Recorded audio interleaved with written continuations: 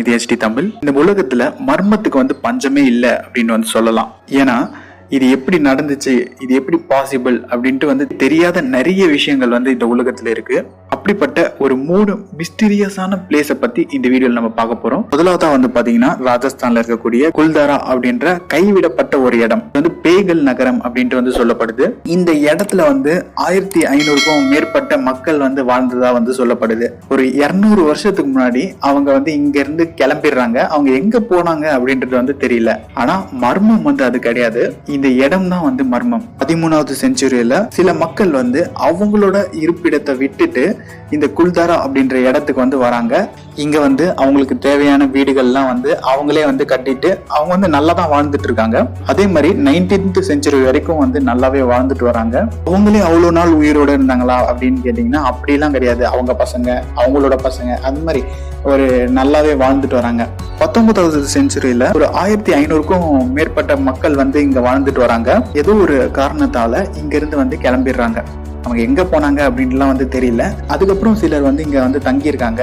அவங்களுக்கு சில அமானுஷ்ய விஷயங்கள் நடந்திருக்கு.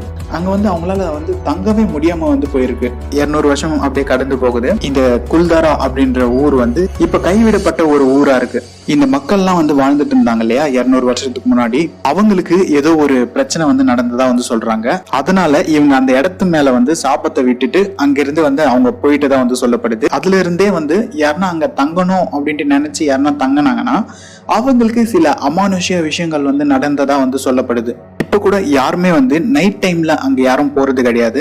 அது இல்லாம டூரிஸ்ட் எல்லாம் இங்க போவாங்க இல்லையா அந்த இடத்த பாக்குறதுக்கு, அவங்களுமே நெகட்டிவா ஃபீல் பண்ணதா சொல்றாங்க. இந்த இடத்துல ஏன் அப்படி நடக்குது, 200 வருஷத்துக்கு முன்னாடி இருந்தவங்களுக்கு உண்மையிலே என்ன ஆச்சு அப்படின்றது இன்னைய வரைக்குமே ரொம்பவே மர்மமா இருக்கு. இந்த கதைகள்லாம் சொல்லப்படுது இவங்களுக்கு இதுதான் ஆச்சு அப்படின்ட்டு.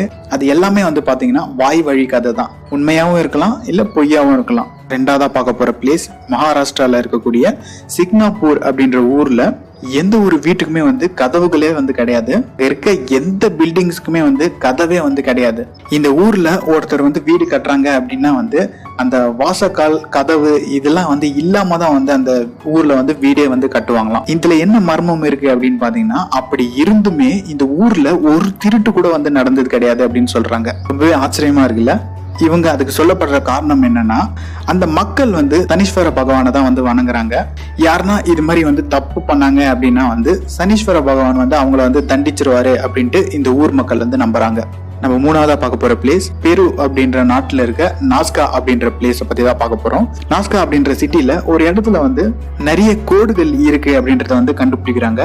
நம்ம கிரவுண்ட்ல இருந்து பார்க்கும்போது அது வெறும் கோடுகள் மாதிரி தான் இருக்கு. ரொம்ப தூரம் அந்த கோடுகள் போற மாதிரி தெரியுது.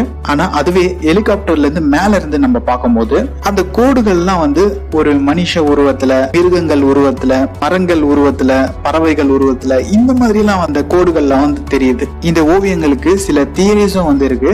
இப்போ இது மாதிரியான மிஸ்டீரியஸான விஷயம் ஃபாரின்ல நடக்குது அப்படின்னா ஏலியன்ஸ் கூட சேர்த்து விட்டுருவாங்க இல்லையா, அதே மாதிரியான ஒரு விஷயம் தான் இது. ஏலியன்ஸால வரையப்பட்ட ஓவியமா இருக்கலாம் அப்படின்ற ஒரு பேச்சு பரவலா போயிட்டு இருந்துச்சு. இன்னும் சில பேர் என்ன சொல்றாங்கன்னா, மனுஷங்க தான் வரைஞ்சிருப்பாங்க. அந்த டைம்ல எல்லாம் அவங்களோட நம்பிக்கை என்னவா இருந்திருக்கும் அப்படின்னு பாத்தீங்கன்னா, கடவுள் வானத்துல இருக்காரு, நம்ம இந்த ஓவியத்தை வரைஞ்சா வானத்துல இருந்து நம்மள பாப்பாரு அப்படின்றதுக்காக இந்த ஓவியத்தை வரைஞ்சிருக்கலாம் அப்படின்ட்டு சிலர் சொல்றாங்க. இந்த 3 பிளேஸ்ல எது உங்களுக்கு ரொம்பவே ஆச்சரியமா இருந்துச்சு அப்படின்றத கமெண்ட்ல சொல்லுங்க. அண்ட் இந்த வீடியோ உங்களுக்கு பிடிச்சிருந்தா லைக் பண்ணுங்க, ஷேர் பண்ணுங்க, கமெண்ட் பண்ணுங்க. அண்ட் மறக்காம சப்ஸ்கிரைப் பண்ணிட்டு பக்கத்துல இருக்க பெல் பட்டனை கிளிக் பண்ணிடுங்க. நன்றி.